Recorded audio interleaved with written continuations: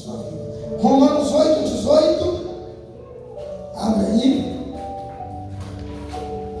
Porque eu considero que os sofrimentos deste tempo presente não são dignos de serem comparados com a glória que há de ser revelada em nós. Porque a ardente expectativa da criação espera pela manifestação dos filhos de Deus. Porque a criatura ficou sujeita à vaidade, não por sua própria vontade, mas por causa daquele que a sujeitou em esperança. Porque a própria criatura também será libertada da servidão da corrupção, para a gloriosa liberdade dos filhos de Deus.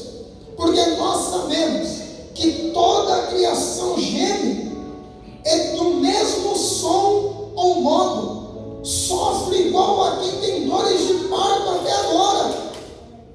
E não só ela, mas nós mesmos, que temos as primícias do Espírito, também gememos em nós mesmos, esperando a adoção, a saber, a redenção do nosso corpo.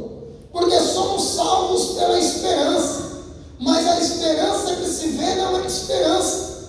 Pois como esperar o que o homem vê? Mas se esperamos o que não vemos, então com paciência o aguardamos. Semelhantemente, o Espírito também nos ajuda.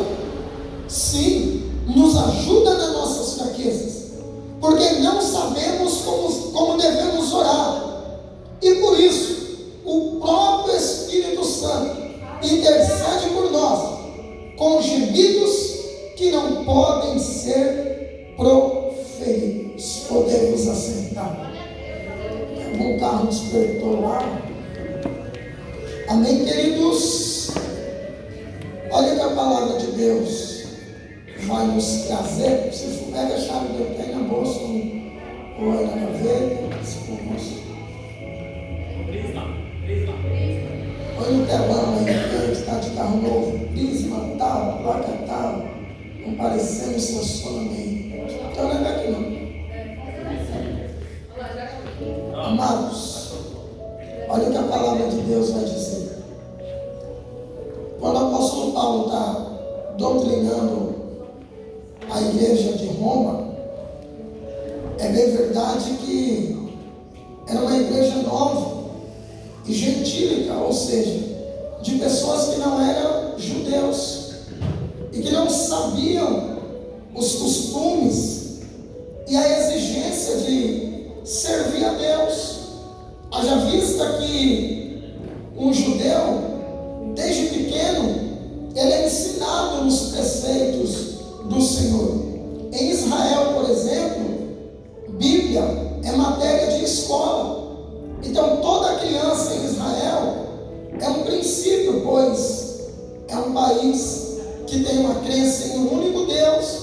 Então na escola eles não têm essa liberdade, vamos dizer, que o Brasil tem, de dizer somos um país laico, ou seja, aberto a qualquer religião. Não, ele é um país declarado judeu ou da religião judaica. E é bem verdade que agora as escolas ministram e a matéria escolar, então as crianças crescem aprendendo do Senhor, familiarizado com o Senhor. Então Paulo está olhando para a igreja de Roma, que é uma igreja que nasce possivelmente em Atos 2, quando alguns romanos viram a manifestação do Espírito Santo de Deus no dia de Pentecostes e vão ficar maravilhados e vão agora querer levar um pouco desse fogo também para Roma. E agora Paulo está doutrinando essa igreja e passando para eles como servir a Deus, o que Deus espera daquele que está servindo a Ele. Haja vista que através de cartas Paulo está dando direcionamento e agora mostrando que ele é o apóstolo dos gentios, ou seja, daquele que não é um judeu de nascimento. E ele vai explicar, talvez alguns pensassem na exclusividade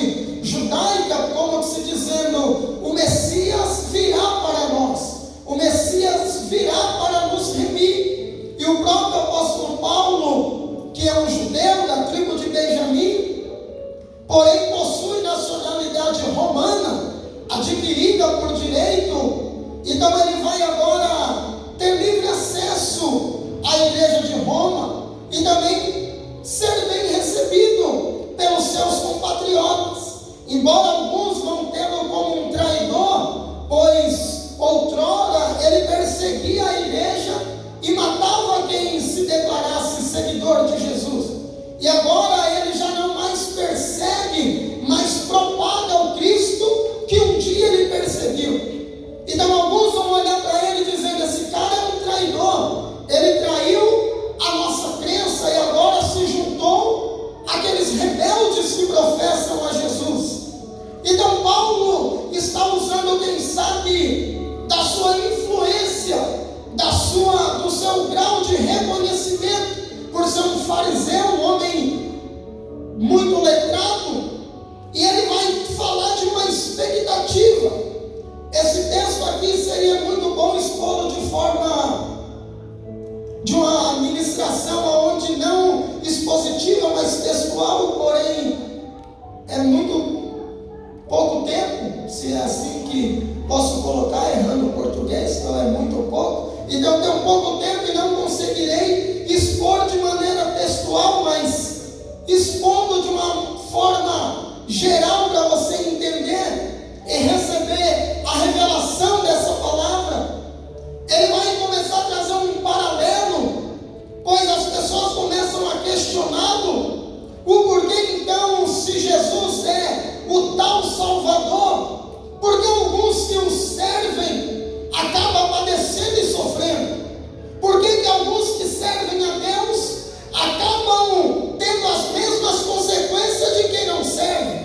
Eles começam a olhar e dizer: se Deus é tudo isso mesmo? E eu imagino o próprio Paulo lembrando de quando Estevão foi apedrejado. Paulo estava e ele assinou a morte de Estevão. Atos vai dizer que Paulo, um jovem chamado Saulo, que era o seu nome então romano, ele está ali assistindo a morte de Estevão, e ele consente na morte de Estevão e ainda ganha a capa de Estevão, pois era costume de que um chefe de uma legião romana, ele levaria como uma forma de troféu ou a cabeça daquele que foi morto, ou se fosse um rei, a coroa, ou ainda as suas vestes, para dizer: nós derrotamos aquele a quem perseguimos. E é esse Saulo que recebe a capa de Estevão. E eu imagino que aqui começa a conversão de Saulo, pois ele vai dizer: eu estou disposto a matar quem serve a Jesus. Beleza, é o ódio que está em mim. Agora tem um cara disposto a morrer por esse Jesus e ainda pedir que esse pecado não seja cobrado, pois nós não temos a visão espiritual aberta, por isso estamos o matando. Esse cara não é normal, porque o normal de quem está sendo perseguido é querer no mínimo se defender, é querer no mínimo preservar a tua vida. Mas ele vem Estevão dizendo: pai, não cobre esse pecado deles, porque eles não sabem o que estão fazendo. É esse jovem que vai dizer: eu até estou sendo apedrejado, eu não estou vendo saída terrena, mas quando Saulo ouve Estevão dizer: eu olhei para os céus e vi Jesus assentado à direita de Deus, o que Estevão estava dizendo: a terra está bloqueada, o cenário terreno é de morte, a terra me apedreja, mas os céus está aberto e eu estou vendo Deus. O que eu quero lhe dizer para a tua vida: talvez você espera ter uma experiência com Deus quando tudo lhe vai bem, quando tudo está favorável, mas o Senhor está te consolidando e dizendo: pode tudo estar bloqueado na terra, mas se você ousar olhar para cima,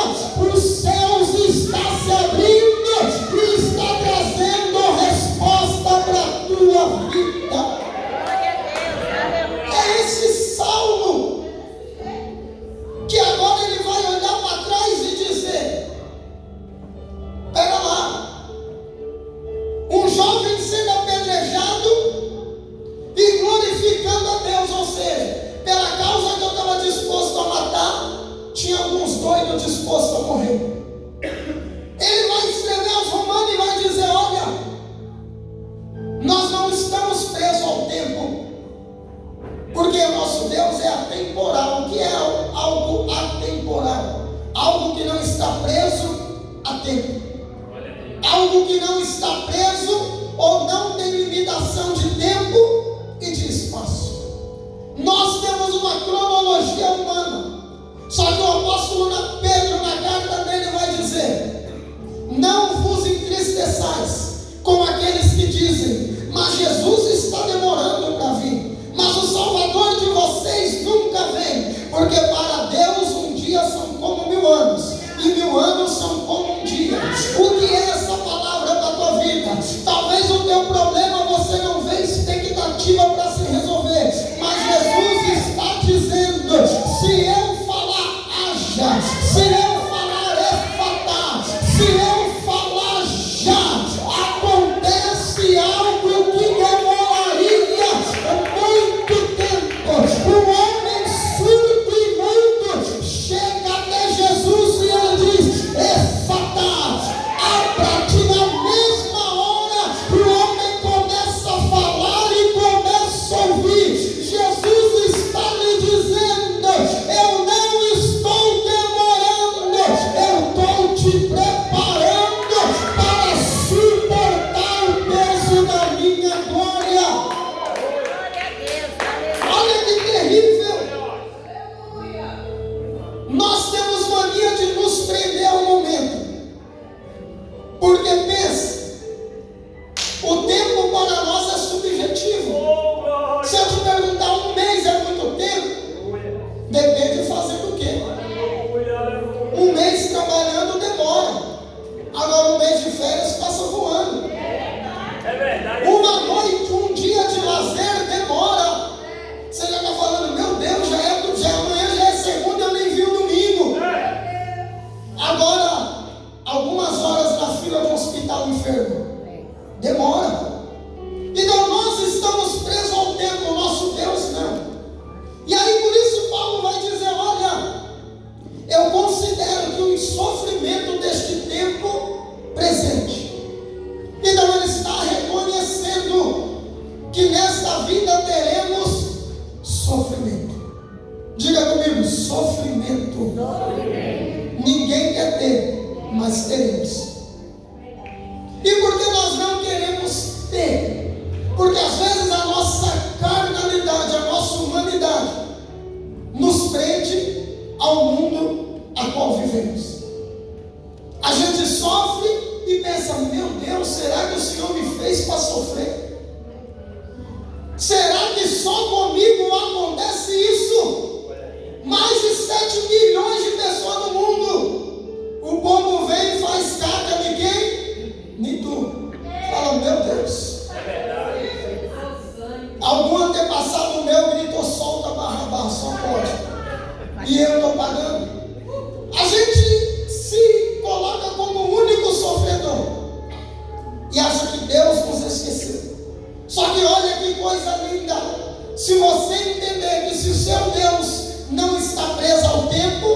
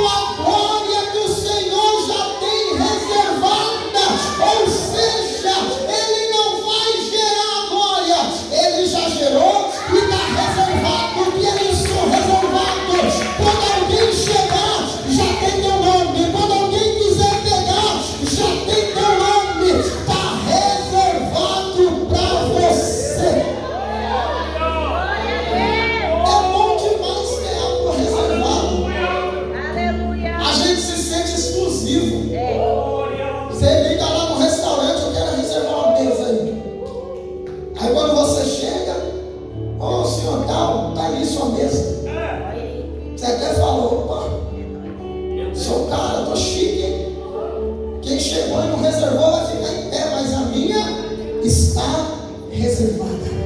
Glória a Deus. A glória já está reservada e irá ser revelada em nós. Glória a Deus, aleluia. Se ela vai ser revelada é porque tem algo que está ocultando ela. E o que é isso? Um processo. O tempo que temos que esperar. A maturidade que ainda não temos. Não adianta, querido, nós querer algo fora do tempo de Deus. Podemos pegar com a nossa mão algumas coisas sim, mas vai quebrar a cara. Você já viu quantas besteiras você já fez na sua vida até hoje? Mesmo depois de adulto? Isso no mundo carnal, que a gente se acha o expert. Eu sou vivido, aqui é a vida louca, pastor. Aqui é do mundão, aqui é quebrada, aqui manja. E só vive dando cabeçada. Imagina no mundo espiritual. A gente querendo algo e o Senhor dizendo: espera. Se é para você no tempo certo, vem. Então essa glória vai ser revelada, mas não de maneira egoísta. Não é só para nós, porque o mundo tem uma expectativa. Eles não sabem, mas eles têm uma expectativa. Você já conversou com alguém que fala assim: eu tenho um vazio, um negócio meio ruim aqui dentro, que eu não sei o que é? Você já conversou com alguém que estava chapado de cachaça? São chatos, amém? Mas você já conversou com um parente seu, um conhecido? Começa a chorar. Sim ou não? Aí começa a falar: eu preciso dar um jeito na minha vida, porque nada dá certo. Eu sinto uma angústia assim. Eu vou me matar. Não é exagerado, eu já falo. Uma vez o Reginaldo me liga, 6 horas da manhã. Eu não ia atender mesmo. Falei que eu estava com seus problemas. Como insistiu, eu atendi. Pastor, achei um homem que ia se jogar da ponte. O que tem a ver? 6 horas da manhã. Tá, mas ele está aqui no carro comigo. E você está onde? Na sua porta. Aí vai eu. Já durmo de terno, né? Vai que Jesus volta. Já tenho que dormir pronto. Falei, vou descer. Brincadeira, né, irmão? Você vai dormir de terno aí. Fala que o pastor falou que é doutrina. Aí nós desce. Aí tá lá o carro. Eu quero morrer mesmo. Eu ia me matar, pastor. Eu ia não sei o quê. Aí oramos, relutamos. Aquela luta. E ele é porque eu estou um vazio, um aperto no peito. Embora ele estivesse alcoolizado, até passou o efeito na hora de conversando. Mas a alma dele tem uma expectativa, é a alma. Ele pode não saber, mas é a alma. Que é um conselho, começa a ouvir louvores em hebraico para você ver. Ah, pastor, nossa, vai ser xarope, tudo é isso. Não. A sua alma conhece o código. Eu não conheço muito, ainda estou estudando, conhecendo algumas palavras. Mas quando eu ouço um louvor em hebraico, a minha alma sabe o que o louvor está dizendo. Eu posso não saber o que está sendo cantado, mas alimenta a minha alma. Porque o hebraico é o idioma que Jesus tem um código. Quando você está conectado ao teu Criador, existe um código genético. Jesus que disse: você é minha imagem e minha semelhança. A sua alma sabe. Glória a Deus, aleluia. É que a nossa alma se torna um pêndulo. Ora ela serve o espírito e ora ela serve a carne. É esquisito mesmo. E quando ela vai seguir mais a que você alimentar, mais. Se você alimenta coisas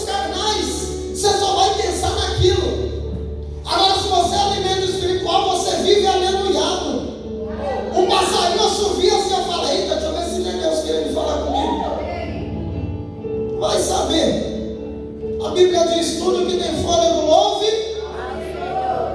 mas sabendo os mistérios de Deus. É verdade. Balaão foi tão teimoso que Jesus teve que fazer a jumenta falar.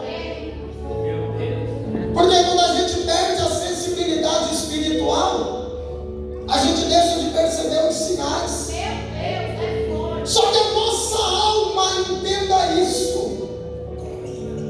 Você sabia que tem gente agora que tem mais dinheiro do que eu e você e está planejando um suicídio? Porque o dinheiro dele compra o melhor carro, compra a melhor casa, compra a melhor cama, compra o melhor momento de carinho com homem ou com mulher, mas ele continua vazio. Porque ele gasta na balada, ele é arrodeado, ele é o rei do camarote, mas quando ele chega em casa, a alma dele está vazia. Por que será? Se ele tem algo que talvez para nós, a grosso modo, todo mundo aqui fala assim: pastor, eu tenho certeza, pastor, com um pouquinho mais de dinheiro eu teria menos problema. Todo mundo aqui tem um problema que resolveria com um monezinho, sim ou não? É verdade. Um dos maiores problemas hoje do ser humano, a gente já pensou com dinheiro. Chorar rico é melhor do que chorar pobre, né? Sim ou não? Só que tem gente cheio desse dinheiro e angustiado, vazio, porque ele sabe que quem está ao redor dele, na maioria das vezes, é por interesse. Não confia em ninguém, não tem paz, só anda com medo, assustado, não pode desfrutar do que tem.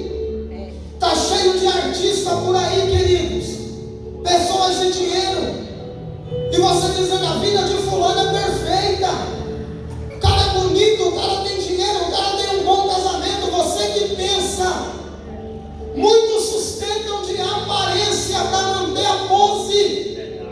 Ele não sabe que precisa, mas a alma dele sabe.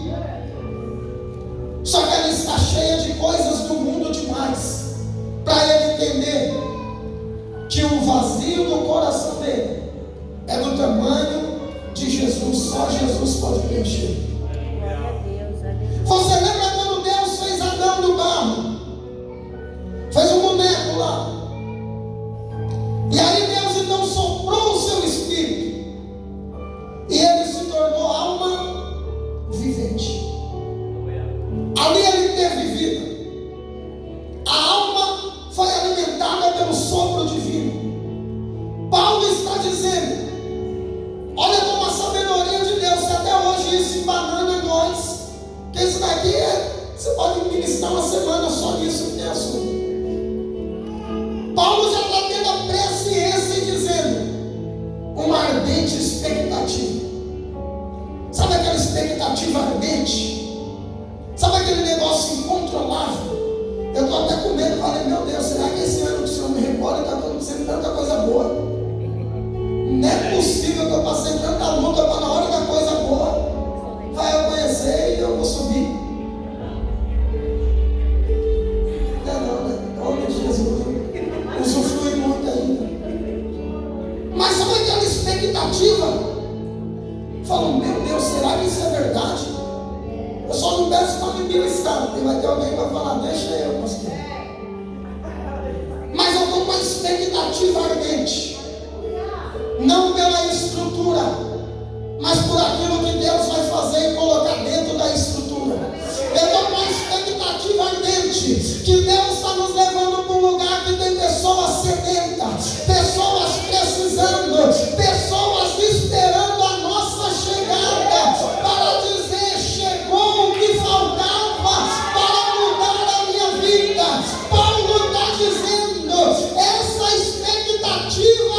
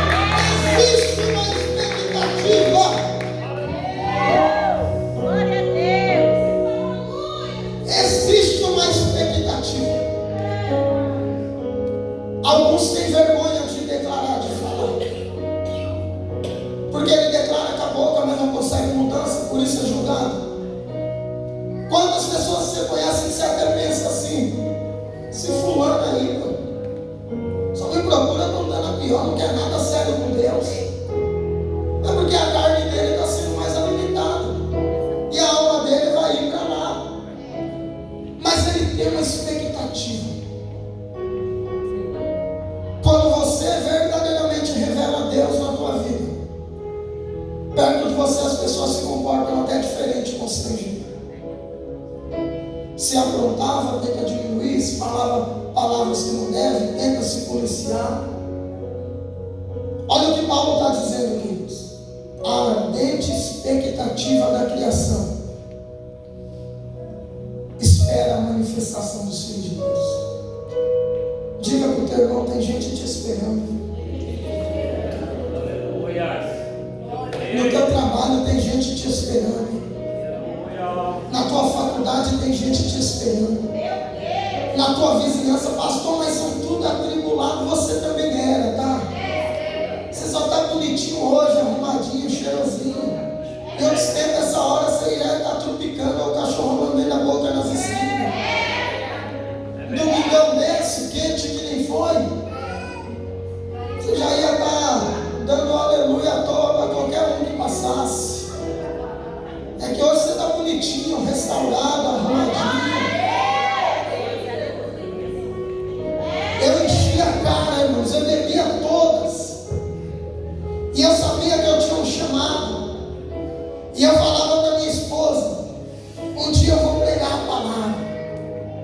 Mas só quando eu tiver uns 60 anos. Ou seja, quando não tiver mais nem vigor, e olha lá se tivesse saúde. Por que eu falava isso? Porque eu queria curtir o momento. Eu estava preso ao momento. E eu dizia, um dia, quando eu estiver bem velhinho, eu vou parar de beber e vou pegar a palavra. E eu chorava. E eu tinha uma Bíblia que eu ganhei em 97, quando eu tinha 10 anos, está na minha sala aqui em cima até hoje. Primeira Bíblia. E eu abria e nada fazia sentido. Eu pensava que Gênesis era um homem. Êxodo que era outro homem. É tudo nome de gente. Mas o cara é o Gênesis, o outro é o Êxodo. Caramba, isso aqui é engraçado. Deu nome. Deu o quê? Que nome? Nada fazia sentido. E uma vez eu falei, eu vou jogar essa Bíblia fora porque nada faz sentido. E eu não joguei. Mas dentro de mim tinha uma expectativa. Nós fomos apresentar a Rafael na igreja um domingão como esse. E aí a pastora disse, hoje você não vai beber. Eu falei, não vou não. Eu não queria, mas me chamaram, fazer o quê? E eu não bebi no copo, bebi logo na garrafa. E aí deu uma noite, eu não vou mais. Eu falei, vai porque já está marcado, tem que ir. Tomei um banho. E se pudesse ter uma camisa assim, mantenha a distância para aguentar o bafo. E nós fomos. E eu só chorava lá na frente apresentando a Rafa. Eu acho que os outros pensavam, rapaz, esse pai está emocionado de apresentar a filha. Que amor desse pai. E eu ali constrangido, porque minha alma gemia. E eu entendendo, era para mim estar aqui, mas para mim estar bem, sólido e celebrado. E apresentamos ela. E aquilo me constrangeu. Mas eu continuava alimentando a minha carne, por isso eu não tinha força. Mas quando eu decidi parar de alimentar a carne, o Senhor começou a mudar a minha história. No dia que eu falei, eu não bebo mais. Eu fui para uma festa e levei uma cerveja sem álcool, é pecado também, né? Porque eu estava me libertando. E ali zombaram, falaram, você está zoando, aí deve ter até gasolina, nunca que você vai tomar cerveja sem álcool. Foi uma vez só, eu decidi e parei. E de lá para cá se vão 10 anos e todo o meu vazio foi preenchido. Eu era depressivo porque perdi meu pai sem ele ver nenhum filho meu. Eu era traumatizado, eu tinha ódio, ele morreu num acidente atropelado e eu desejava a morte daquele condutor daquele veículo. Mas quando Jesus entrou e me preencheu, não sobrou espaço para depressão, não sobrou espaço para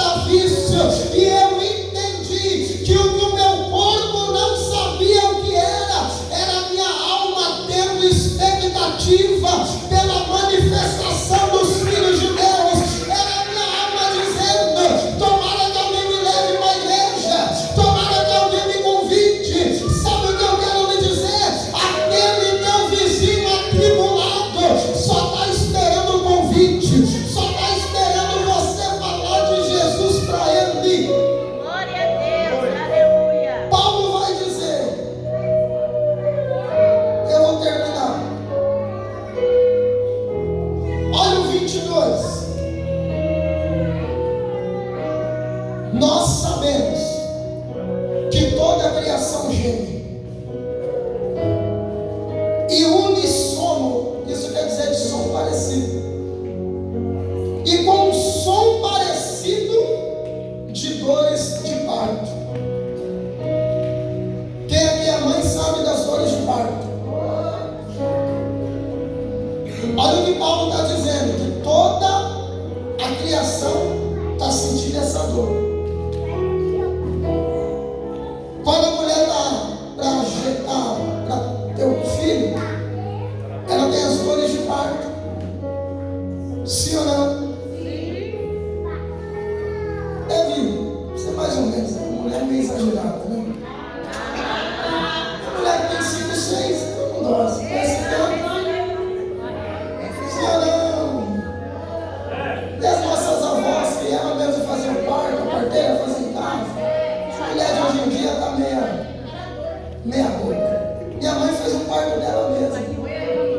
Demorou para nascer, cadê a parteira que não chega? Ela nasceu. Amarra o cordão, dá o nome e pronto. São dores terríveis as dores de parto. Sim ou não? Porém, o que consola uma mulher nas dores de parto? O que conforta? O filho vai nascer sem ter essas dores? Não vai. Eita, nasceu, não vai. Vai ter dores. E o que te faz suportar essas dores? A expectativa. Olha como a palavra de Deus é linda. É demais. O 8:18, só para você entender, ele está dizendo que o sofrimento atual não se compara com a glória que está por vir. Amém? Quando a mulher está com dores de parto, ela só suporta pela expectativa do que virá. E ela sabe que sem as dores não virá o tão esperado filho. Então ela sabe que para ter o privilégio de abraçar seu filho no colo, é necessário passar por essas dores. Ah, você não entendeu? Jesus está dizendo, você está gerando algo grande. É por isso que está gemendo, está doendo, está machucando, mas é para gerar expectativa. Logo você ouve o choro da criança. Logo seus braços abraçam a promessa. Porque tudo que você está sofrendo não se compara com aquilo que Deus está trazendo. E eu termino.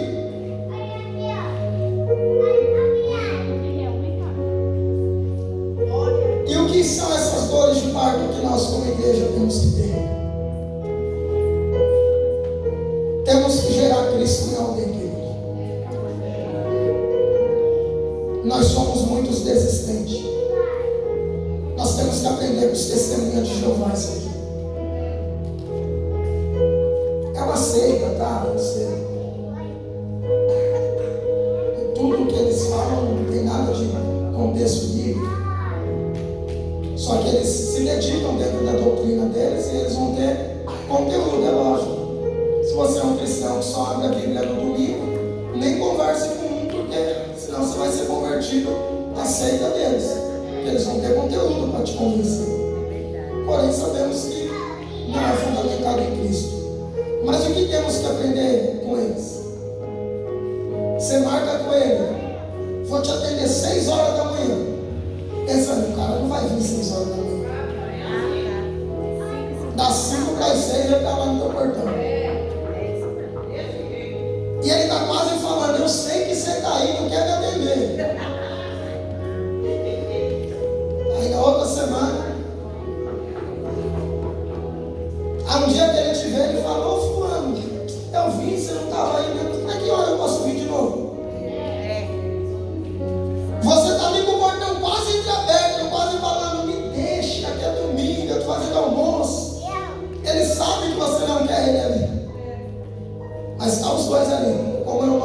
navio deles lá de sentinela. Está um sol de 40 graus. Eles não falam nada, mas fica uma banquinha ali com a revistinha deles. Se alguém parar e der ouvido, fala. Eles perseveram naquilo que eles acreditam. Como oram, se oram, eu não sei. Mas eu estou dizendo que eles são insistentes. O que é gerar Cristo em alguém? É gemer por esse alguém. É chorar. Uma gestação normal dura 9 meses. Quantos meses? Pastor, fulano não vem ao chão, mas você nunca nem orou por ele. E se orou, foi naquela oração de baseada. Pai, que esse bairro todo se converta. Aí é Alice no País das Maravilhas. Oração de baseada. Toda a minha vida vai se converter. Não vai funcionar assim. Você tem que gerar Cristo em alguém. Focar em um abençoado e falar: eu vou converter esse cara. Se ele der brecha, ele vai ser convertido. E gerar. Passa um tempo orando por alguém, gemendo por alguém. Só que como nós estamos presos ao tempo, a nossa oração qual tem sido? Pai, eu preciso. Pai, sou eu de novo, eu quero. Pai, eu não aguento mais. Só que no final Paulo está dizendo assim: nós não sabemos como orar, mas o Espírito Santo intercede por nós. Que loucura! Por que o Espírito Santo intercederia por nós? Imagina o Espírito Santo sendo tão bondoso conosco, porque ele é responsável por guardar a igreja, que deve ter hora que ele fala: pai, não ouve a besteira que ele falou, não. Ouve o que eu estou pedindo por ele. Porque tem hora que você quer chutar o balde e fala: pai, se não quiser me mata logo. Aí imagina se fosse eu, tipo assim: então eu vou matar, você pediu. Aí vem o Espírito Santo: não, pai. Ele não sabe nem o que está falando. Porque sabe o que você tem que entender? Fala o que, pastor? Antes da oração ser para Deus saber o que você precisa, é para você saber o que Deus quer de você. Eu vou dizer mais uma vez. Isso é para tirar um mito da cabeça de muitos. Porque talvez você diz: se Deus sabe do que eu preciso, que Ele é onisciente, onipresente e onipotente, então não preciso orar. Olha a saída para o crente preguiçoso: pastor, não vou orar mais não, porque Deus sabe do que eu preciso. Mas oração não é para você falar o que precisa, é para Ele te falar o que Ele quer de você, o que você precisa tirar de você, o que precisa ser consertado em você. Porque nós não vamos dar conselho nenhum para Deus: pai, faz por aqui. Não adianta. A gente tem um caminho mais fácil. Eu imagino José, se fosse depender dele. O sonho é que eu vou reinar, sim ou não? Me coloca no palácio lá, me levanta como rei. Mas pelo caminho de Deus, 13 anos de processo. Então, para que orar? Para conhecer Jesus. Pastor, eu não sei orar. Se tranca no quarto com Jesus, cara. Que uma hora Jesus vai te tomar de um jeito que vai parecer um culto pentecostal dentro do seu quarto. Se tranca no teu quarto e começa a ter intimidade. Porque intimidade é com porta fechada. Quem é casal aqui sabe. Talvez visita vai na tua casa, vai até a cozinha, mas no quarto do casal ninguém entra. E quando chega a visita, você ainda tranca a porta, porque é um lugar de intimidade. Jesus está dizendo: aqui é só um momento de nós termos comunhão, estarmos como corpo, mas o lugar que eu quero me revelar é na sua intimidade. Aqui só é o extrato do que você tem no teu quarto. Pastor, eu não sinto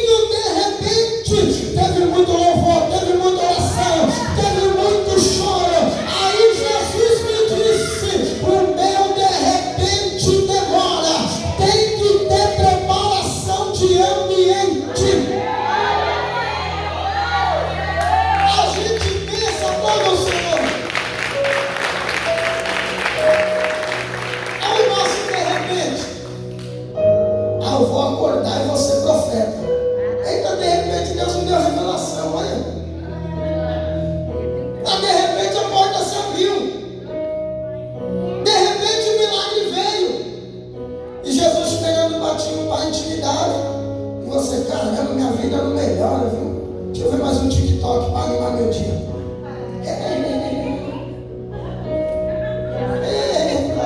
Esse vídeo, como dá para fulano? E aí, irmão, como tá a vida? Tá uma luta. Deus não fala mais comigo. Ele não tem WhatsApp não, filho. Ele não tem TikTok não. Mas você tá assim. Minha vida tá ruim. Vou pro culto para ver se Deus fala comigo. Aí vem Jesus fala até com a criança dessa, batizada no Espírito, sai no manto. Fala, rapaz, vem comigo. Ué. Lugar de intimidade, querido. É quarto. Você pensa que eu chego aqui, eu finalizo agora. Eu subo ali na minha sala, tem uma tela espiritual. Ai, me dá uma palavra para hoje aí, que você sabe, não tem nada, mas a igreja está indo me deu uma palavra.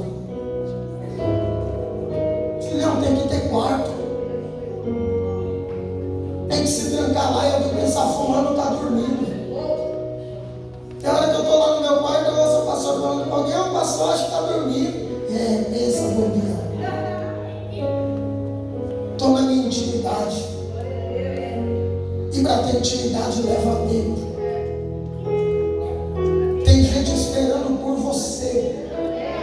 A gente vê pessoas sendo muito usadas por Deus, sim ou não? E quem nunca desejou? Eu queria pregar igual fulano. Eu queria cantar igual fulano. Aí você pensa que porque ele tem um dom, ele só abre a boca e sai. Filhão, cantou até a Anitta, dizem que é. Cantor tem um monte. Pregador tem um monte. O que está faltando é homem de Deus que tem essência. Diploma de teologia tem um monte. Agora tem gente que vai cantar desafinado. Tem gente que vai pensar que não vai nem falar Abacuque, vai ler Albuquerque. Mas ele abre a boca e a palavra dele tem poder para todo mundo. Ele não sabe o que é o dó, o ré para cantar, mas ele canta e a glória desce. Ele tem pouco estudo. Eu já vi pessoas que alguém que lia a Bíblia, o cara não sabia nem ler. Alguém via, ele abria e a pessoa lia. Mas quando ele começava a ser usado, a glória descia. Porque ele é melhor? Não. Porque ele passa mais tempo no quarto. Você que é casado, quanto mais tempo você passa com a sua esposa, mais vocês vão se conhecer. Aí alguém pensa, nossa, aquele casal não se desgruda, tudo que faz junto. Jesus disse que dois não seriam mais dois, seria um, tem que andar junto mesmo. Tem que andar grudado e pegado na mão ainda. Você tem que ter intimidade com o seu Jesus. Paulo vai dizer isso. Que quando você não souber orar, o Espírito Santo está intercedendo. Só que ele tem que te conhecer para interceder por você. Você ora por quem você nem conhece. Visita alguém, meu nome é José. Que José? Jesus. Estou intercedendo por fulano.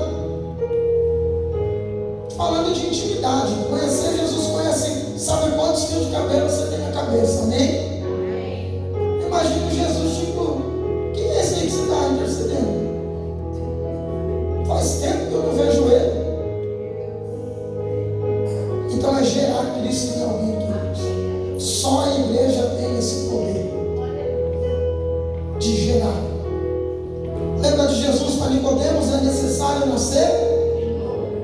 O que Jesus estava dizendo? Eu estou te gerando em oração faz tempo, Nicodemos. Só você que não sabia, Nicodemos. Alguém pensa que foi do nada. Alguém pensa que Nicodemos do nada. Ele veio com Jesus. Não. Jesus estava dizendo,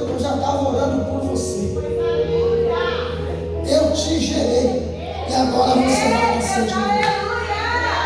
Se coloque de pé e dá um aplauso ao Senhor nessa noite.